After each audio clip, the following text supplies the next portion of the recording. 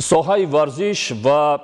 варзишгарони касбӣ ҳамеша зери дастгирӣ ва қадршиносии президенти ҷумҳурии Тоҷикистон пешвои миллат муҳтарам Эмомалӣ Раҳмон қарор дошта,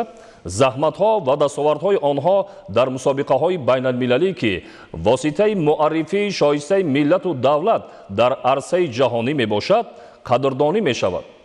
таъсиси ҷоизаи президенти ҷумҳурии Тоҷикистон ба ғолибон ва ҷоизадорони мусобиқаҳои байналмилалии варзишӣ нишонаи қадршиносии давлатии варзишгарони бонангу номуси кишвар ки дар арсаи ҷаҳонӣ барои ҳифзи обрӯи миллат ва баландбардоштани мақоми давлат заҳмат мекашанд мебошад. ҷоизаи мазкур соли панҷум аст ки зери сарпарастии президенти ҷумҳурии Тоҷикистон пешвои миллат муҳтарам Эмомалӣ Раҳмон ба ғолибон, ҷоизадорони мусобиқаҳои байналмилалии варзишӣ ва мураббиёни онҳо тақдим мегардад.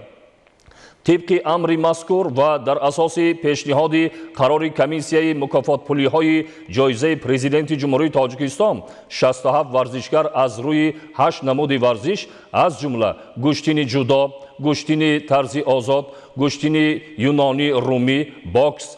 قایقرانی، تایکواندو، سامبو و کیک باکسینگ با جایزه پرزیدنت جمهوری تاجیکستان سرفراز گردانیده می‌شوند.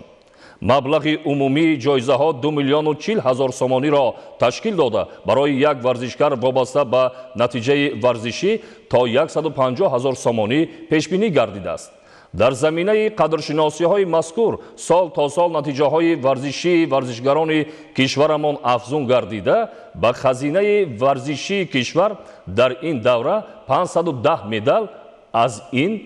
140 طلا، 166 نقره و 204 برنجی وارد گردیده است.